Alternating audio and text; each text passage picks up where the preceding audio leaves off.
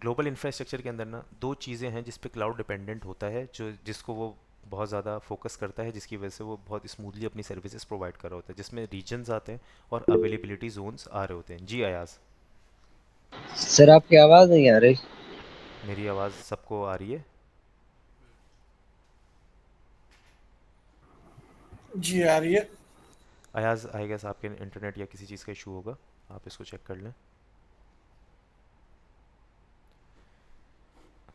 तो जब भी हम क्लाउड की बात करते हैं तो दो चीज़ों पे क्लाउड डिपेंडेंट है। ये दो चीज़ें हैं जहाँ जिसको यूज़ करते हैं वो अपने डाटा सेंटर को प्रोविजन करता है, और उसके ऊपर जो है इसकी जो है बहुत ज़्यादा हाई अवेलेबिलिटी को मेंटेन कर रहा होता है। वो दो कौन से बेसिक बेस लाइन है, कौन से बिल्डिंग ब्लॉक्स हैं, वो होते हैं रीजन्स एंड अवेलेबिलिटी जोन।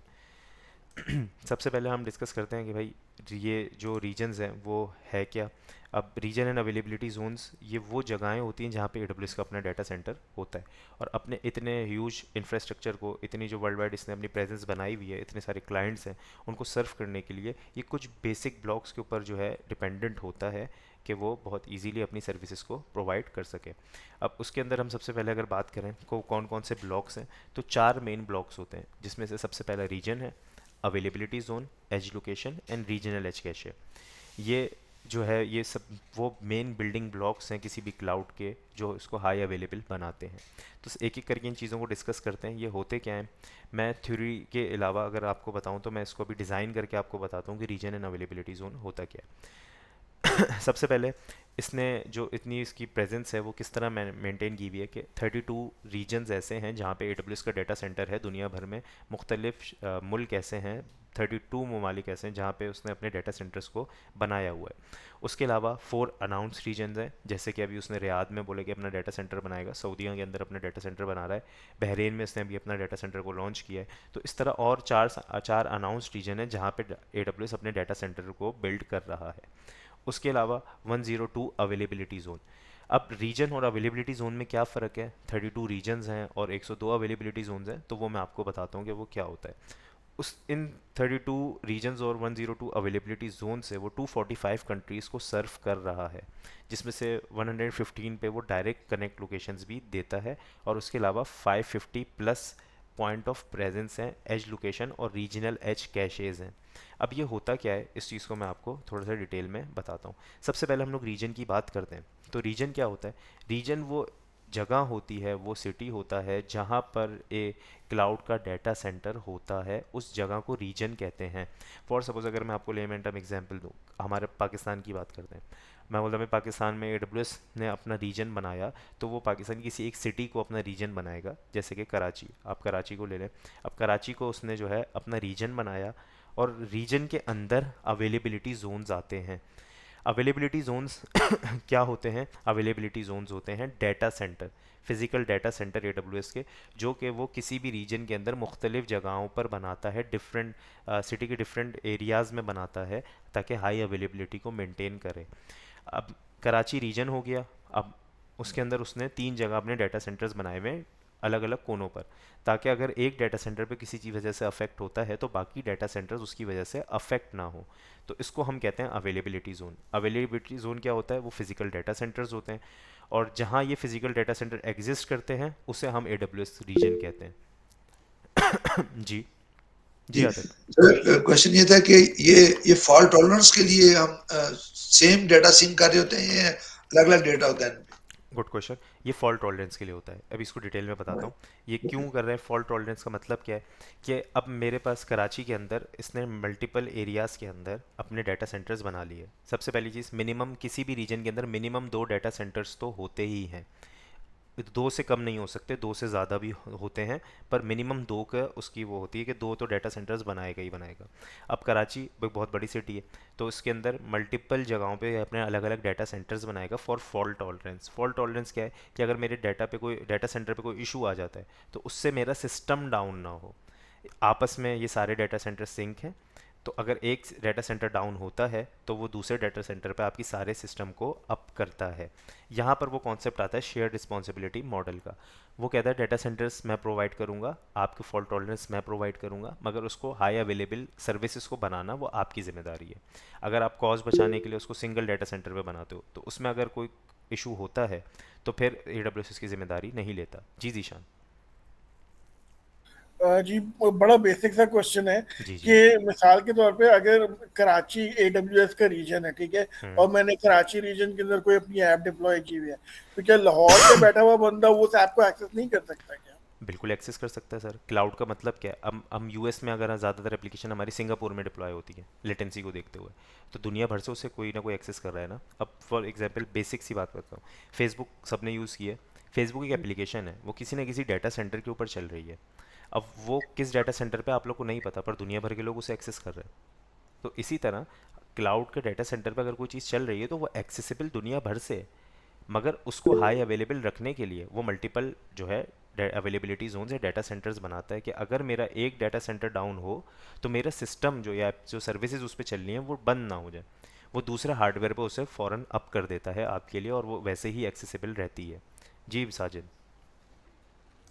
ये जो रीजन्स का हिसाब बताया, इसमें क्या डिफरेंट सिटीज भी शामिल हो सकते हैं, जैसे कि कराची, लाहौर, इस्लामाबाद, कि एक ही रीजन काउंट हो? क्योंकि होता ये है कि जोग्राफिकली डजंट मेक सेंस कि हम एक ही शहर के अंदर 3 साइट्स या 2 साइट्स बनाते हैं। कोई डिस्ट्रक्शन हो जाती है बड़े लेवल पे, कोई फ्लड है, कोई भी चीज़ है, तो हो सकता है ये दोनों साइड बैठ जाएं। तो इज इट पॉसिबल कि एक ही रीजन है, जैसे पाकिस्तान रीजन बना देते फॉर एग्जांपल, तो इसमें हम एक से ज़्यादा सिटीज़ को कवर कर रहे हो? क्योंकि ये जो चीज़ हमारी उसको रेस्क्यू नहीं कर पाएगा अगर कोई डिस्ट्रक्शन होती है बड़े लेवल पे। ठीक है, मैं आपका पॉइंट समझ गया। इसके अंदर जो आपने बात की वैसा नहीं होता, दो डिफरेंट सिटीज़ को नहीं बनाता रीजन, ये इसको एक ही को कवर करता है। इसके अंदर जो हम बात करें ना वो अभी फॉल्ट टॉलरेंस पे कर रहे हैं, हम डिज़ास्टर की बात नहीं कर रहे।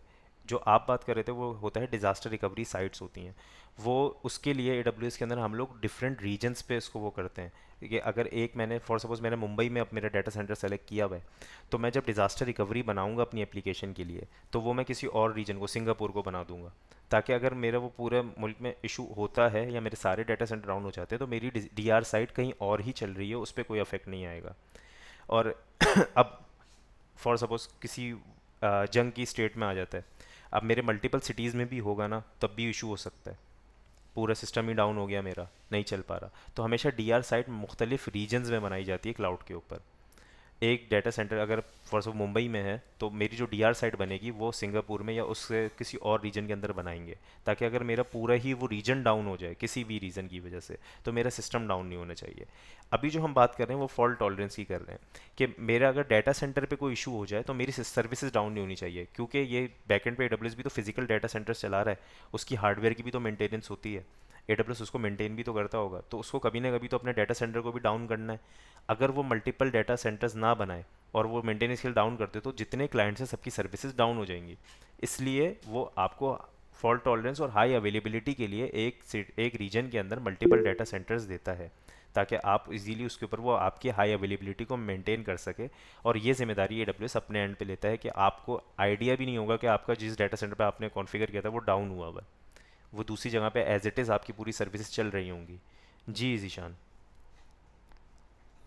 जी मैंने स्नोफ्लेक के ऊपर जब मैं काम कर रहा था, तो स्नोफ्लेक जो है, अगर थोड़ा आपको आइडिया हो तो उसमें AWS का भी क्लाउड आप यूज कर सकते हैं, मतलब सारे मेजर क्लाउड यूज कर सकते हैं ना। तो उसमें होता ये था कि मेरा एक डेटा सेट है, लेट्स से वो US ईस्ट में पड़ा हुआ है, ठीक है। अब मेरा कोई क्लाइंट है वो लंदन में, और वो उस डेटा सेट को एक्सेस करना चाहता है, और मैंने समझने में AWS का इंफ्रास्ट्रक्चर यूज कर रहा हूँ। तो स्नोफ्लेक की रिक्वायरमेंट ये होती थी कि मैं उस डेटा सेट को रेप्लिकेट करूं लंदन रीजन के अंदर।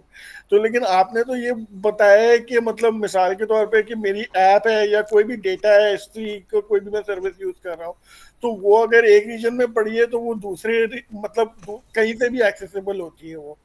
तो ये डेटा सेट अगर मेरा US ईस्ट में पड़ा हुआ है तो वो लंदन से एक्सेसिबल क्यों नहीं है? आपका जो डाटा है क्लाउड के ऊपर आप किसी भी रीजन में रखेंगे वो दुनिया भर से एक्सेसिबल होगा। हम जैसे अभी हम लैब करेंगे तो मैं आपको नॉर्थ वर्जीनिया US के एक डाटा सेंटर पे आपकी सारी लैब्स करवाता हूँ, ठीक है। आप पाकिस्तान से बैठ के, जब उसको अपनी वेबसाइट को उस पर होस्ट करेंगे, पाकिस्तान से बैठ के मैं आप उसको एक्सेस करेंगे, वो इजीली एक्सेस हो जाएगी। Okay, okay, thank you. वो जो आप बात करें स्नोफ्लेक की, वो बेसिकली करता क्या है, वो रेप्लिकेशन जो कहता है ना, वो आपकी डिज़ास्टर रिकवरी आपसे बनवा रहा होता है कि इन केस, क्योंकि उसके स्नोफ्लेक बैकएंड पे मल्टीपल क्लाउड्स को यूज़ कर रहा होता है। अब वो उसमें इसकी ज़िम्मेदारी वो इस तरह नहीं ले सकता कि अगर वो डाउन हो जाए तो उसकी ज़िम्मेदारी है कि वो आपको डिज़ास्टर रिकवरी या किसी चीज़ से बचाए, तो वो आपको रेप्लिकेशन करवाता है मल्टीपल रीजन्स के ऊपर। Okay okay. जबकि क्लाउड के ऊपर यहाँ पर जो होता है, इसमें वो कहता है भाई डिज़ास्टर रिकवरी जो है ना, अगर आप कहीं पे बिल्ड करते हो, सही है, तो उसमें इशू क्या होता है, आपको फिर दो इंफ्रा की पूरी कॉस्ट बेयर करनी होती है। अब मेरी एप्लीकेशन क्रिटिकल नहीं है, मतलब मैं उस पर डाउन टाइम बर्दाश्त कर सकता हूँ, तो मैं डिज़ास्टर रिकवरी नहीं बनाता। हाँ, उसकी प्लानिंग्स होती हैं, कुछ प्लान्स होते हैं जो मैं करके रखता हूँ कि भाई मुझे जो इंक्रीमेंटल बैकअप्स लेने हैं, कि इन केस अगर मेरा सिस्टम डाउन हो जाए तो मैं फ़ौरन बैकअप से कहीं और किसी रीजन में अपना सिस्टम अप कर सकूँ। पूरी डिज़ास्टर रिकवरी साइट चलाना वो पॉसिबल नहीं होती। हाँ, बैंक्स हो गए, आपकी बहुत क्रिटिकल एप्लीकेशंस हो गए, आपकी गवर्नमेंट का डाटा हो गया, वो हमेशा डिज़ास्टर रिकवरी बनाते हैं, वो उसकी कॉस्ट बेयर करते हैं क्योंकि उनका वो डाटा लॉस बर्दाश्त नहीं कर सकते। जी उसामा। Thank you. अच्छा, अभी आपने जैसे बताया कि अगर इन केस अगर मेरी कोई एप्लीकेशन क्रैश हो गई तो मैं जो हम्म। बैकअप हुआ है उसको दूसरे रीजन में जाके उसको लाइव कर दूँ। तो मेरा सवाल ये है कि उसको हम दूसरे रीजन में जाके ही क्यों लाइव करें? जैसे फॉर एग्जांपल अगर मैंने सिंगापुर में मेरी कोई एप्लीकेशन है हम्म। चली, वो अभी जिसकी वजह से वो अनअवेलेबल है, तो मैं उसको बैकअप से उसी रीजन में ही उसको लाइव करूँगा या फिर मुझे कोई दूसरा रीजन सेलेक्ट करना मैं पड़ेगा? आपको बताता हूँ। देखें, आप जब अभी हम बात करते हैं, मैं दो कॉन्सेप्ट को समझाता हूँ। एक फॉल्ट टॉलरेंस होता है, उसमें क्या होता है कि मेरा जो जिस डाटा सेंटर पे चली थी वो डाउन हो जाए, तो मैं उसी रीजन में, ये AWS ने अपने एंड पे जिम्मेदारी ली हुई है, ये हर क्लाउड अपने एंड पे जिम्मेदारी लेता है कि अगर वो जिस डाटा सेंटर पे आपकी चल रही है वो बंद हो जाए, तो वो उसी रीजन में किसी दूसरा डाटा सेंटर के ऊपर आपकी सारी सर्विसेज को अप करेगा। इसमें आपको कुछ करना भी नहीं है, आपने जस्ट अपने सर्विसेज को नेटवर्क के ऊपर हाई अवेलेबल को इनेबल करना है, बाकी बैकएंड पे डाटा सेंटर उसको खुद संभालता है। बात करें डिज़ास्टर रिकवरी की, जो अभी हम कर रहे थे, तो उसमें दूसरे रीजन में क्यों कर रहे हैं, क्योंकि उस रीजन में जहाँ ऑलरेडी AWS के 2 या 3 डाटा सेंटर्स थे जहाँ मेरी एप्लीकेशन चल रही थी, वहाँ तो डिज़ास्टर आ गया ना, सारे डाटा सेंटर ख़त्म हो गए, वहाँ पे अभी फंक्शनिंग नहीं है कोई भी चीज़, तो फिर उसके लिए हम लोग दूसरे रीजन के अंदर जाके उसे कॉन्फ़िगर करते हैं। ओके, मतलब ये तो मतलब AWS के एंड पे अगर कोई डिज़ास्टर आए तो ये वाला काम हम तब करते हैं। नॉर्मली अगर हमारी एप्लीकेशन रिलेटेड इन हाउस से रिलेटेड अगर कुछ मसला है तो उस पे रीजन सेलेक्ट कर वो तो फिर जाहिर सी बात है, वो तो आप सेम डाटा सेंटर के ऊपर ही दूसरी मशीन बना के एप्लीकेशन को वहाँ होस्ट करवा देते हैं। जी, जी, बस मेरा यही पॉइंट था। आप क्लियर करें। Thank you. ठीक है। रीजन एंड अवेलेबिलिटी जोन का कॉन्सेप्ट समझ आया? कोई क्यूरी तो नहीं है? फैज़ान, जीशान, आप लोग को क्लियर हो गया? जी सर, समझ में आ गया। ठीक है, तो एक दफ़ा जी रिव्यू दे देता हूँ छोटा सा।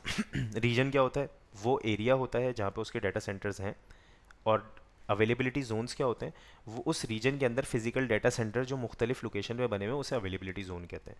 तो ये दो मेन चीज़ें हैं जिसके ऊपर आपका क्लाउड वर्क कर रहा होता है। अगर मैं इसकी बात करूं जो हमने अभी यहाँ बात की थी, तो 32 लॉन्च रीजन का मतलब 32 कंट्रीज़ ऐसी हैं जहाँ पे अभी AWS का डाटा सेंटर एग्जिस्ट करता है। और 102 अवेलेबिलिटी जोन का मतलब क्या है कि मल्टीपल उसके डाटा सेंटर्स बने हुए हैं एक एक जोन के अंदर, कहीं पर 2 हैं, कहीं पर 4 हैं, कहीं पर 6 हैं। जितना बड़ा स्टेट है, जितना बड़ा वो रीजन है, उस हिसाब से उसने उतने डाटा सेंटर्स बनाए हुए हैं। जी जीशान। जी, क्वेश्चन ये था कि अगर कोई भी एप्लीकेशन या कोई भी डेटा सेट किसी रीजन में डिप्लॉय है और वो किसी भी और मतलब ग्लोब में एक्सेसिबल है पूरे ग्लोब से, हम्म। तो AWS रीजन की अवेलेबिलिटी क्यों करता है? मतलब हम अगर हमें तो फिर ये होना चाहिए कि हम बोलेंगे भाई ये मेरी ऐप है, ये AWS के ऊपर डिप्लॉय कर दो, वो किसी भी रीजन में डिप्लॉय कर दे और इसको डिजास्टर रिकवरी कर दो, तो वो मतलब उसके पे मतलब इंटर रीजन उसकी मतलब रेप्लिकास बना दे। तो हम रीजन को सेलेक्ट करने का ऑप्शन AWS देता क्यों है? मतलब इसका कि भाई मैं सिंगापुर में डिप्लॉय कर रहा हूँ या मैं US ईस्ट में कर रहा हूँ, वाई, मतलब इसका क्या ठीक है, मकसद? इसका मकसद होता है लेटेंसी। लेटेंसी मतलब क्या होता है, स्लोनेस। आपके कस्टम आपकी एप्लीकेशन, आप फॉर सपोज दराज के ओनर हो, आपके जितने यूज़र हैं ना 90% वो सारे आते हैं इंडिया, पाकिस्तान, आसपास की कंट्रीज से। आपने उसको जो है डिप्लॉय कर दिया US के अंदर, तो ओवर द नेटवर्क जो ट्रैफिक जा रहा है उसको बहुत ज़्यादा टाइम लगेगा वहाँ तक जाने में, तो कस्टमर्स को लेटेंसी फेस होगी, जो स्लोनेस आती है। आप अक्सर वेबसाइट खोलते हैं तो वो लोड हो रही होती है, वो क्या होता है, वो लेटेंसी होती है जो ओवर द नेटवर्क उसे फेस करना पड़ता है कि डाटा सेंटर से डाटा उठ के आपके पास आ रहा है। तो इसलिए AWS हमें रीजन सेलेक्ट करने के लिए ऑप्शन देता है कि भाई आप अपनी वहाँ पर होस्ट करो जहाँ से जब आपके जो यूज़र्स हैं, जो कस्टमर्स हैं, सबसे ज़्यादा करीब हों, तो आप वहाँ पे सेलेक्ट कर दो। फिर डिज़ास्टर रिकवरी में भी हम किसी और रीजन में ऐसे ही नहीं बना देते, हम देखते हैं कि सबसे कम लेटेंसी किस रीजन में आ रही है, जिस रीजन में मैंने बनाया उसके बराबर की लेटेंसी मुझे किसी और रीजन में कहाँ मिलेगी। फॉर सपोज़ मैंने मुंबई में बनाया हुआ था, मुझे सबसे कम लेटेंसी मुंबई से आती है, तो मेरे जितने भी पाकिस्तान के यूज़र्स हैं उसको बहुत ज़्यादा फास्ट सर्विस मिलेगी, बहुत जल्दी एप्लीकेशन उसके बाद लोड होगी। अगर इनकेस मुंबई डाउन हो जाता है, पूरा डिज़ास्टर आ जाता है कोई और वो ख़त्म हो जाता है, तो मैंने जो अपने डिज़ास्टर रिकवरी साइड बनाऊंगा ना, लेटेंसी को देखते हुए जो सबसे कम लेटेंसी आफ्टर मुंबई आती है ना, मुझे सिंगापुर से आती है, तो मैं सिंगापुर के अंदर उसको बनाऊंगा सेलेक्ट करके। तो अमेज़ॉन ने ये जिम्मेदारी हमारे ऊपर दी हुई है कि भाई आप अपने यूज़र्स को देखते हुए, कस्टमर्स को देखते हुए अपना डाटा सेंटर सेलेक्ट करो। Okay, thank you, thank you. Welcome. आगे चलें, कोई और सवाल तो नहीं है किसी और की, और कोई क्यूरी है तो वो भी पूछ लें। अच्छा, जी, जी नजम। जी मुझे ये पूछना था, जैसे आपने रीजन वाली बात बोली है, मैंने भी कोई रीजन सेलेक्ट कर लिया, लेट्स से कराची। अब मैं किसी और रीजन को सेलेक्ट करूँ, जैसे मैंने सेलेक्ट करने के बाद दोबारा हम लोग उसको चेंज कर सकते हैं? हाँ, इसके अंदर चेंज कर सकते हैं, मगर ये एक पूरा प्रोसेस होता है, इसी को हम माइग्रेशन कहते हैं।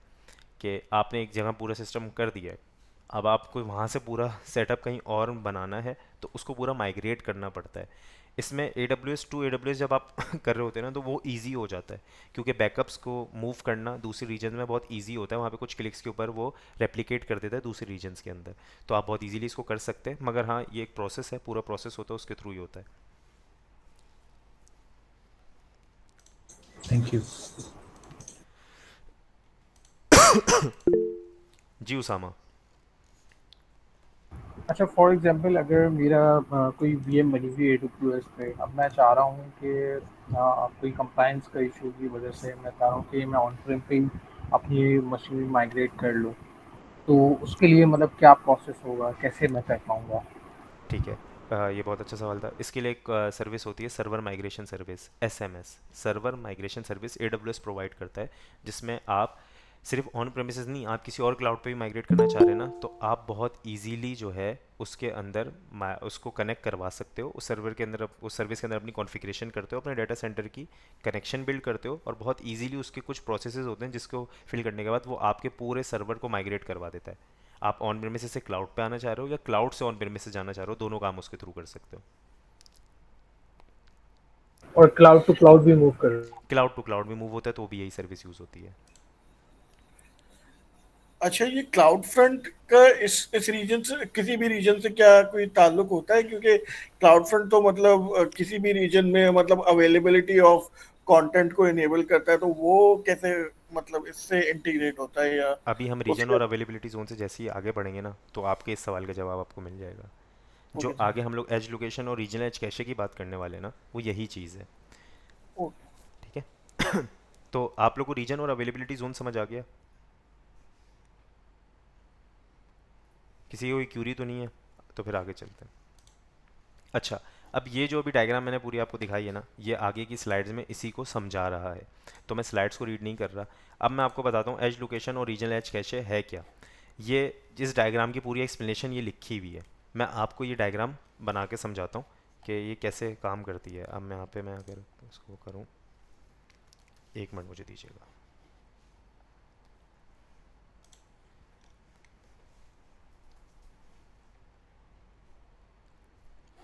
अच्छा भाई, स्क्रीन शो हो रही है मेरी आप लोगों को?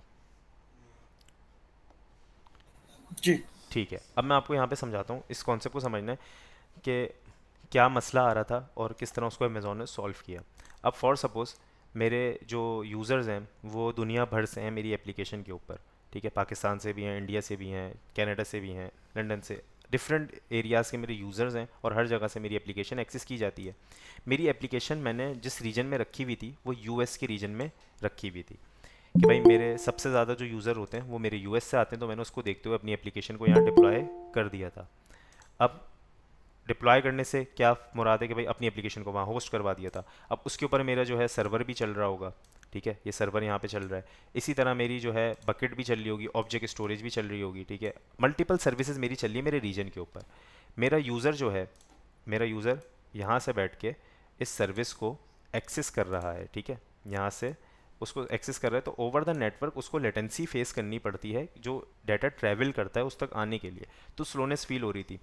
अब मैंने तो डाटा सेंटर यूएस इसलिए सेलेक्ट किया था कि सबसे ज़्यादा यूज़र्स मेरे वहाँ उसके करीब के हैं, मगर अब इशू क्या हो रहा है कि दुनिया भर से मेरे यूज़र एक्सेस कर रहे हैं, तो मेरे बाकी यूज़र्स को भी देखना होगा, उनका भी ख्याल करना पड़ेगा। तो उसके लिए जो फिर सर्विस दी ना, उसने अमेज़ोन ने बोला कि भाई हम कोई ऐसा सॉल्यूशन देते हैं कि बहुत इजीली जो है हम लोग उसको इस वाले मसले को, लेटेंसी के मसले को हल कर सकें। तो वो कैसे किया भाई अमेज़ोन ने, वो मैं आपको बताता हूँ। उसके लिए उसने एक कॉन्सेप्ट दिया, यहाँ पर अगर मैं इसको थोड़ा सा अगर, उसने कॉन्सेप्ट दिया जिसे कहते हैं एज लोकेशन। एज लोकेशन क्या होता है, ये एक कॉन्सेप्ट होता है कंटेंट डिलीवरी नेटवर्क सीडीएन का। सीडीएन क्या होता है, ये कंटेंट डिलीवरी नेटवर्क का एक कॉन्सेप्ट है जिसमें आपकी लेटेंसी को कम किया जाता है, आपकी लेटेंसी को ख़त्म किया जाता है, कम से कम लेटेंसी मिले मेरे यूज़र को।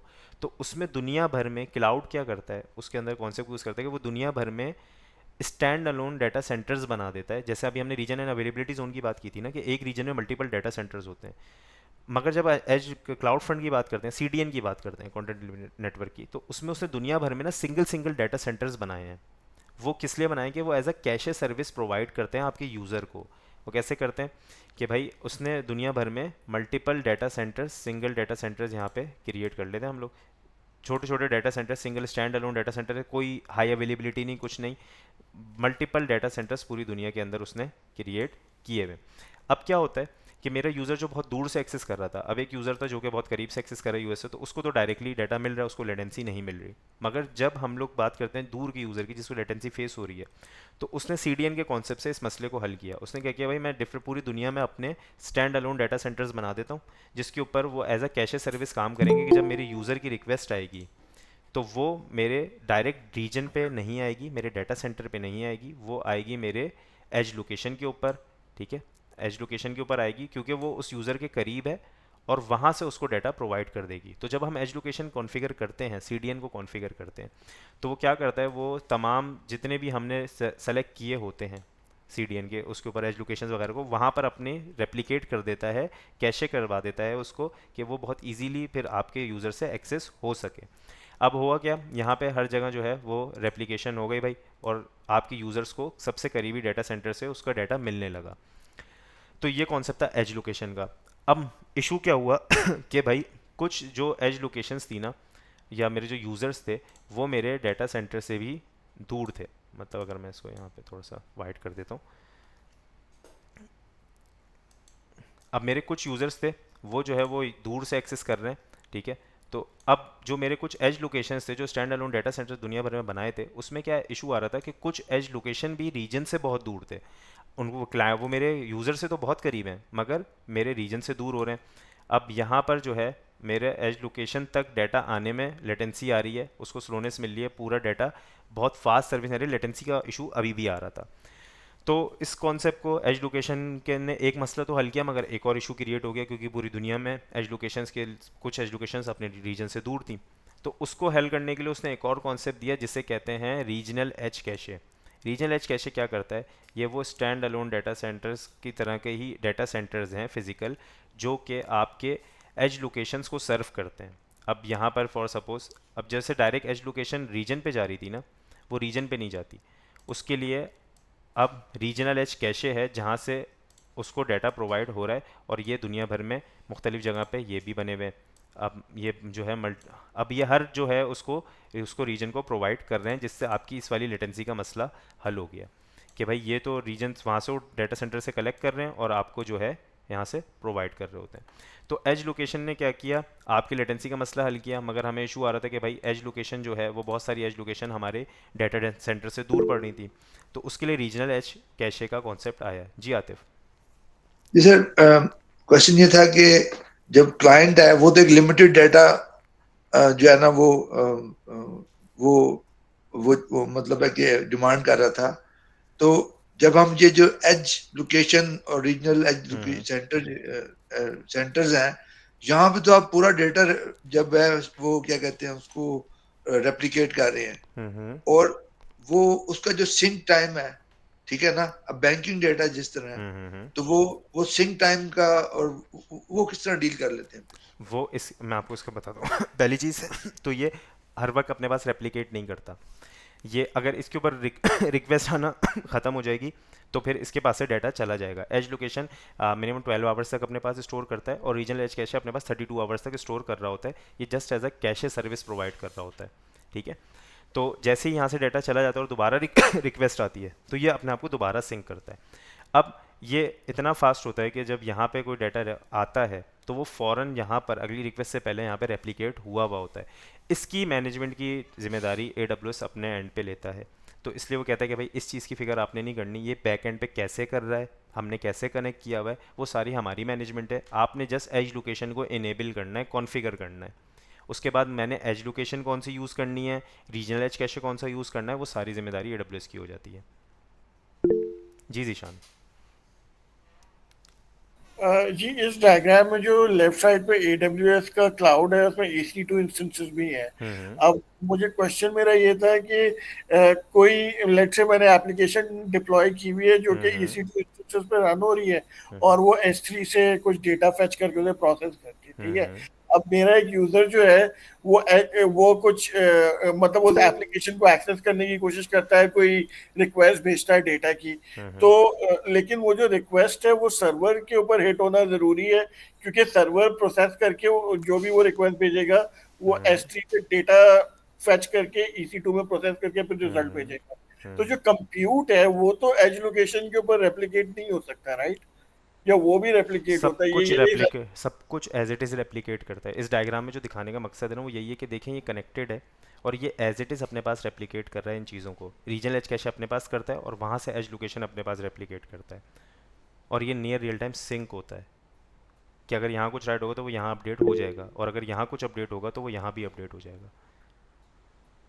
अच्छा, जस्ट फॉर क्लैरिटी, लेट से जो मेरा ऊपर जो यूजर है उसको कोई बैंकिंग ट्रांजैक्शन कंडक्ट करता है नीचे यूजर को कैश भेजने के लिए, ठीक है। हम्म अब वो जब वो फंड ट्रांसफर करता है तो वो मेन सर्वर के ऊपर वो लेजर जो है उसमें एंट्री होना जरूरी है, तो हम्म। वो भी एज लोकेशन से ही होगा अगर मेरा कोई ऐसा सिस्टम बना हुआ है, या बिल्कुल, वो? अच्छा, वो बिल्कुल एज लोकेशन और रीजनल एज कैशे पे हिट होगा, पहले वहाँ अपडेट होगा, वहाँ से ये सिंक, ये दोनों आपस में सिंक है। अगर बैकएंड पे रीजन पे कोई चीज़ अपडेट होती है तो फॉरन एज लोकेशन और रीजनल एज कैशे पे सिंक हो जाती है, और अगर एज लोकेशन या रीजनल एज कैशे पे कोई चीज़ सिंक हो रही है तो फॉरन रीजन पे भी सिंक हो जाती है। Okay okay, thank you. जी फैज़ान।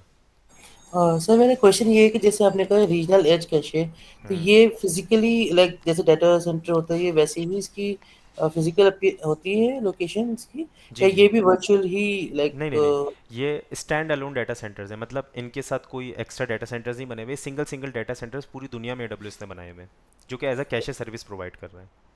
तो ये भी लाइक अगर जैसे हम अभी पहले हम बात करते डिजास्टर्स की, तो ये भी क्या डिजास्टर के लिए लाइक मल्टीपल बनते हैं, या लाइक एक ही रहेगा नहीं ये नहीं नहीं स्टैंड नहीं। अलोन कह रहे हैं? अब इसमें क्या होता है, अगर इनकेस आपका सवाल बहुत अच्छा है, अगर इनकेस यहाँ पे कोई डिजास्टर आता है जिससे इस यूज़र को मिल रही थी रिक्वेस्ट, तो वो फ़ौरन क्या करेगा, उसकी रिक्वेस्ट इस वाले एज लोकेशन पे ले जाएगा। ओके। ये जो इसकी जिम्मेदारी ना वो AWS अपने एंड पे ली हुई है कि भाई एज लोकेशन कैसे मैनेज होनी है, ठीक है, और एज कौन सी एज लोकेशन से मुझे डाटा को यूज़र देना है वो खुद AWS ही मैनेज कर रहा होता है, आपने जस्ट उसे कॉन्फ़िगर करना होता है। ठीक है सर, ठीक थैंक है। यू। जी उसामा। अच्छा, मेरा सवाल ये था कि जैसे ये जो हम ये एज लोकेशन हम ये कॉन्सेप्ट यूज़ कर रहे हैं, ये हम्म लेटेंसी को मिटिगेट करने के लिए है ना। फॉर हम्म एग्जांपल मेरा एक एप्लीकेशन का यूज़र, मेरा रीजन बेसिकली पाकिस्तान है, जो सिंगापुर से मेरी अपनी सर्विसेज चल रही है। अब हम्म। मेरा एक कस्टमर वो यूएसए में बैठा हुआ है, तो उसकी लेटेंसी, एप्लीकेशन लेटेंसी को मिनिमल करने के लिए बेसिकली ये यूज़ हो रही है एज। बिल्कुल बिल्कुल ऐसा ही है, कंटेंट अच्छा, डिलीवरी नेटवर्क का काम ही यही होता है, लेटेंसी को ख़त्म करना। अच्छा, इसमें जो हम एज लोकेशन जो इनेबल कर रहे हैं सर्विस, तो ये हम इसमें मतलब अपने कस्टमर्स के हिसाब से अपने रीजन खुद सेलेक्ट करेंगे, या जस्ट इनेबल कर देना, बाकी सारा काम अमेज़न खुद बैकएंड में खुद ही बाकी सारा काम अमेजोन खुद करता है, हमने जैसे इनेबल करना होता है। देगा? ओके। कस्टमर को देखते हुए, उसकी लोकेशन को देखते हुए उसके सबसे करीब के एज लोकेशन से उसे डाटा प्रोवाइड करना, ठीक है। जी साजिद, आप पूछें। मैं वही पूछना चाह रहा था कि ये जो मतलब ये इनकी जो लोकेशन है वो विद इन द रीजन होती है या कि आउट ऑफ द रीजन ये बनाते हैं ये डाटा सेंटर्स जो बने हुए होते हैं? इस आई मीन इसके कोई स्पेसिफिक रीजन नहीं होते, ये वर्ल्ड वाइड उन्होंने मल्टीपल डाटा सेंटर्स बनाए हुए हैं।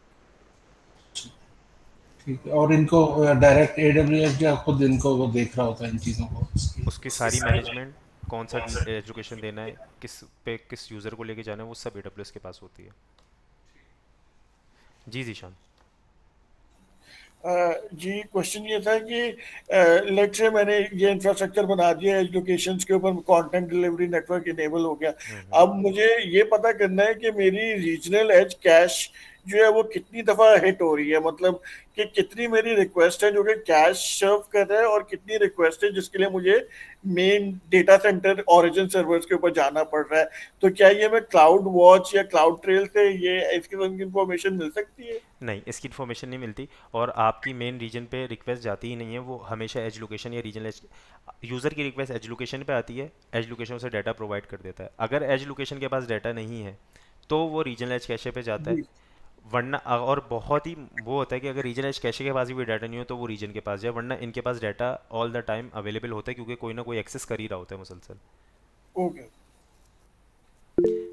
जी, राइजिंग स्टार, ये अपना नाम भी बता आ, दीजिएगा प्लीज़। सर ये मेरी ईमेल आईडी का इनिशियल है, बेसिकली अयाज नाम है मेरा। जी जी अयाज। सर इसमें मेरा क्वेश्चन ये था कि जिस तरह से यूट्यूब में हम देखते हैं कि वो उसका थ्रूपुट जो है वो बड़ा सस्टेनेबल आ रहा होता है और उसमें कहीं पर भी बफरिंग या उसकी वीडियो के अंदर फ्लक्चुएशन नहीं हो रही होती।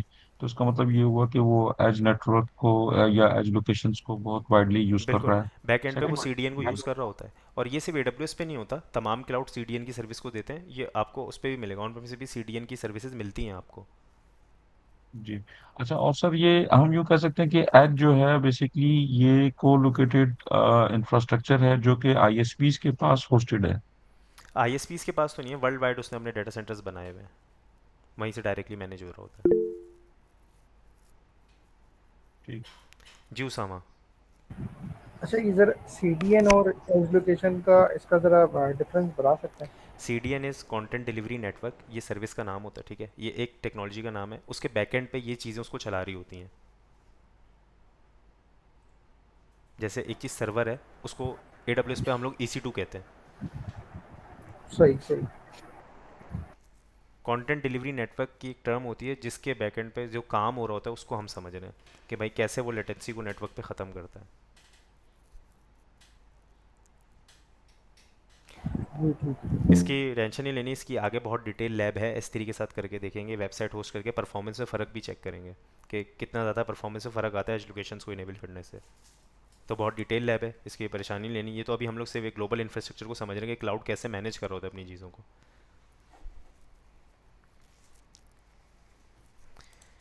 क्लियर है भाई, इसमें कोई क्वेश्चन तो नहीं था?